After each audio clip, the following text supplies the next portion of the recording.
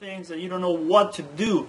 So I'm going to give you the best tips that I know work really well so you can start implementing them and seeing the benefits, okay?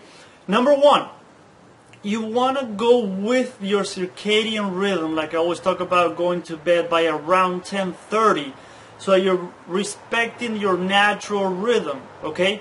With a natural rhythm, most physiological repair happens between 10 p.m. and 2 a.m.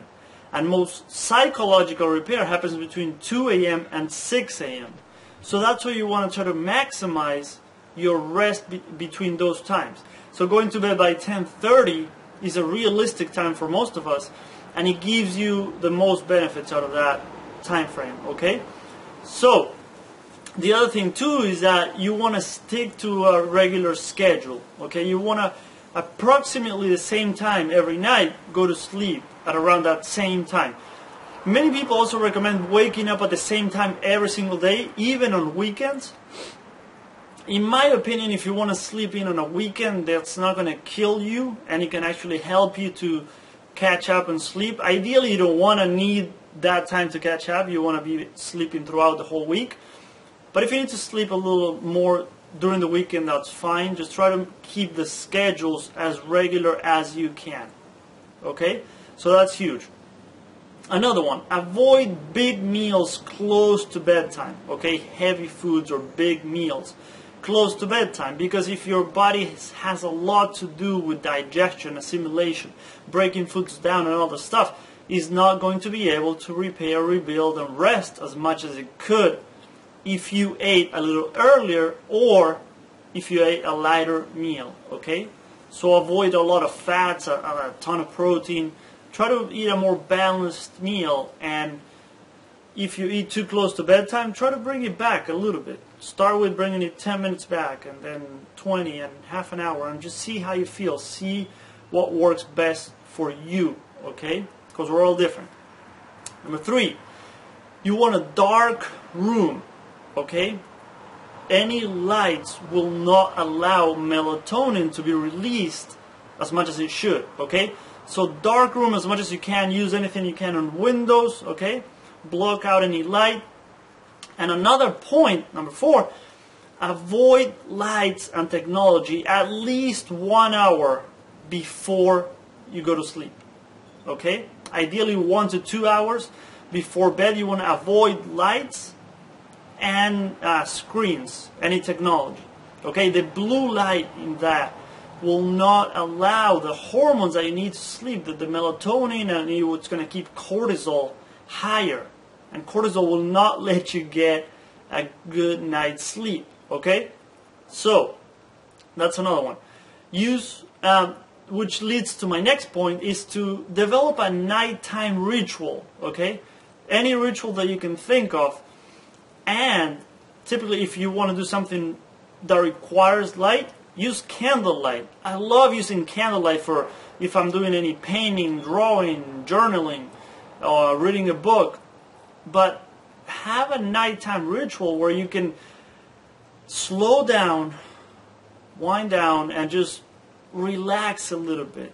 You can't expect to be running around the house and paying all your bills and doing this and that and running around the house for the kids and this and that, and then just laying on bed and expect to rest and have a very good night's sleep where you wake up refreshed, replenished. That's not going to happen. You need to slow down. So try to develop a routine. If you can only start with 20 minutes, that's fine. But do some stretching, some light yoga, some Tai Chi, anything you can think of, okay? Anything you can think of to slow down, all right? Which leads to another one, which is deep breathing. The belly breathing that I talk about, diaphragmatic breathing, breathing into your belly where your belly expands and contracts, okay? That is very relaxing. There's different techniques of breathing in for 4 seconds, holding for 7, and releasing for 8, which gets you into a more parasympathetic nervous system mode, kind of. So instead of being on that fight or flight mode, fight or flight, which we're most of the day, a lot of us spend time there, too much time over there, that's a fight or flight mode, is not going to turn into a good night of sleep. So you want to go into the rest and relax, okay? So that deep breathing is one of your best tools to get to that point, okay? So even 5 minutes works extremely well. Just close your eyes, relax, and just breathe very slow. Breathe deep, very, very slow, okay? So that's another one that's a huge help. Another one that I've noticed helps is to visualize yourself in a very calm place. So if you have a place where you usually go on vacation, or a place from your childhood, from where you were a kid, that was very relaxing, that just going back to that memory just puts you in that relaxed state, that you just slow down and you feel so much better, then try that. Just close your eyes and just see if you can get to that place, okay? Just take a few minutes, and yeah, your mind is going to wander, but just go back to that place, and it can work very, very well. Another tool that I use, which is extremely helpful, is just getting everything out of your mind, everything. And I have a few notepads where I write stuff. I have one for business stuff, one for my what I'm going to do the next day, one for just ideas that I have. And everything that you can get out of your mind is not going to be flying around there and not let you fall asleep. So take at least 5 to 10 minutes and write everything down, whatever comes to your mind. And ideally write what you're going to do the next day. Write everything down. If you can, just write breakfast, or write workout, breakfast, go to work and call this person, email this person, pay this bill, okay? Anything you can think of, remind this person of such and such. Get everything out of your head, and you'll be amazed at how much better you might rest by doing that, okay? Because if you're always thinking about what's coming, what do I have to do tomorrow, what needs to be done, you won't fall asleep. Or if you do, you're going to have that running in your head all day and all night, and it's going to drive you crazy. You're not going to sleep as well, okay? So start there. There's other things that you can do.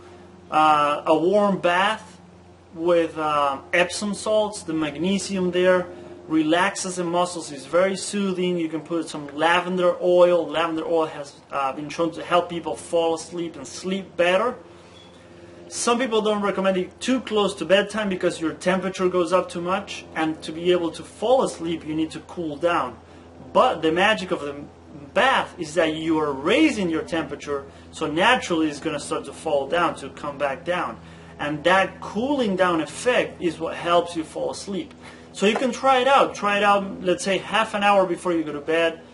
If that didn't work, try it 45 minutes before, try it an hour before, but it can be very relaxing, okay? So if you do that a couple times a week, a few times a week, it's also good to replenish the magnesium stores by using the Epsom salts, okay? You absorb that through your skin, right? So I know that was a lot of stuff. Hope you took some notes. What I want you to do is pick 3 to 5 of those tips, okay? And it can be simple ones, 3 to 5, and start implementing them right now. You can do one tonight, another one the next day, and just keep building up small habits. By the end of the 5 days, I guarantee you'll be sleeping better, okay?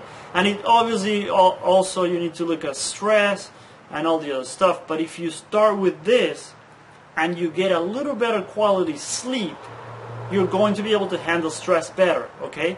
And then you can tackle things in your life that are stressing you, all right?